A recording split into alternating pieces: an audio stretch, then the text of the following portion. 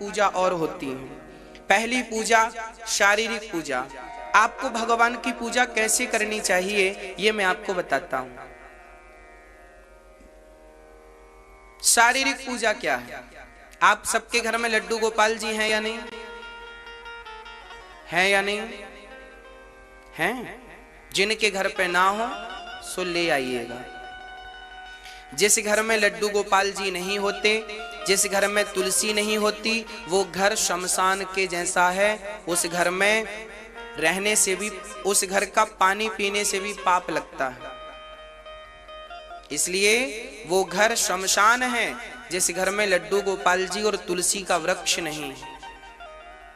इसलिए आप सबके घर में तुलसी जी और लड्डू गोपाल जी तो होना ही चाहिए। सबसे पहले हम भगवान की पूजा कैसे करें वो समझते हैं। शारीरिक पूजा है। देखो,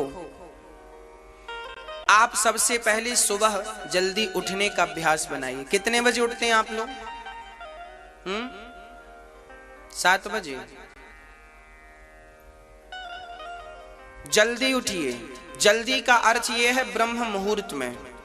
ब्रह्म मुहूर्त का अर्थ यह है सूर्य भगवान के उदय के पहले, सूर्योदय के पहले आप अपना बिस्तर त्याग दें। उठने की परंपरा कैसी है? जब आप बिस्तर से उठें तो सबसे पहले उठकर बिस्तर पर ही बैठें और दोनों हाथों का मंथन करें।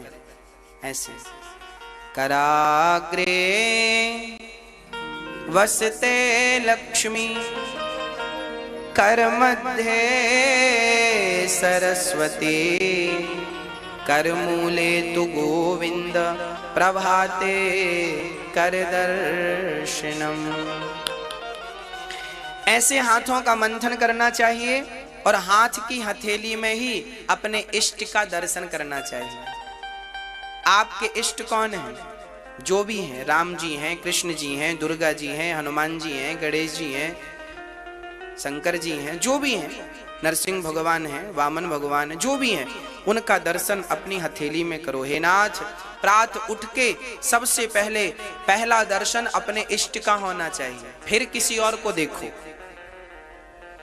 सुबह उठकर सबसे पहले अपने भगवान का चिंतन करना चाहिए, भगवान का ध्यान करना चाहिए। हरे राम राम राम हरे हरे, हरे कृष्ण जय श्रीमन्नारायण जय श्रीमन्नारायण जय। आप लक्ष्मी नारायण के उपासक हैं तो माता लक्ष्मी चरण दबा रही हैं, ऐसा भाव बना कर देखो। आप सीताराम के उपासक हैं, सीताराम जी खड़े हैं, आप दर्शन कर रहे हैं। आप राधे श्याम के उपासक हैं, राधा कृष्ण खड़े हैं, आपकी हथेली में उनका चित्र है। ऐसा देखकर भगवान को प्रणाम करें, पृथ्वी माता को प्रणाम करें और पृथ्वी माता को प्रणाम करके तब आप सुबह 2 गिलास 3 गिलास पानी पीते हैं कि नहीं? 4 गिलास पानी खींच के पीना चाहिए सवेरे सवेरे। तांबे के बर्तन में रात्रि को पानी भर के रख दो। चांदी का पात्र है तो चांदी में भर के रखो, नहीं तो तांबे के पात्र में पानी रात्रि को भर के रखो ढक के, और सवेरे वो पानी पी लो, बच्चों को पिलाओ। बहुत ज्यादा बुद्धि आपको कामयाब बनाएगी। सुबह पानी अमृत की तरह होता है, वो भी बासा पानी। सुबह 4 गिलास पानी पियो, 1 लीटर पानी, 1.5 लीटर पानी, 2 लीटर पानी ज्यादा से ज्यादा पियो और पी करके और फिर 100-200 कदम सवेरे चलो और चल करके फिर जाकर के अपनी क्रियाओं से निवृत्त होकर स्नान करो। सबसे पहला काम स्नान, अपनी क्रियाओं से मंजन ब्रश करके क्रियाओं से निवृत्त होकर स्नान करना चाहिए। और स्नान करने के बाद शुद्ध वस्त्र, साफ कपड़े पहनकर, धुले हुए वस्त्र पहनकर 1 लोटा में जल भर के सबसे पहले सूर्य भगवान को जल चढ़ाना चाहिए। सूर्याय नमः आदित्याय नमः। पहला काम हर वैष्णव का, हर भारतीय की पहली जिम्मेदारी है सूर्य भगवान की उपासना। हमारे यहाँ पहली पूजा सूर्य भगवान की होती है। सूर्य भगवान को जल, सूर्याय नमः सूर्याय नमः। एक सज्जन ने कहा, गुरुजी क्यों सूर्य भगवान को जल चढ़ाएं? हमने कहा ये लाइट जल रही है, इसका बिल देना पड़ेगा कि नहीं? बोलो, हम लोग लाइट जलाते हैं, बिल देना पड़ेगा कि नहीं? हाँ या ना?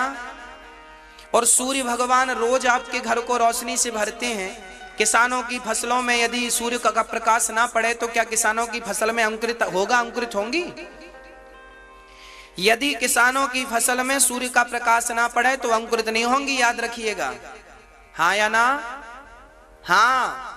तो जिस सूर्य भगवान ने हमारी फसलों को अंकुरित शक्ति दी, जिस सूर्य भगवान ने हमारे घर को, जीवन को प्रकाश से भरा, हमारे शरीर को विटामिन डी से भरा, क्या उन सूर्य भगवान को धन्यवाद स्वरूप हम एक लोटा जल भी नहीं चढ़ा सकते?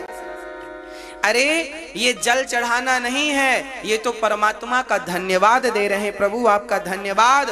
और जो लोग कहें क्यों जल चढ़ाएं, ये कृतघ्नी है, इन्हें कृतघ्नी कहते हैं।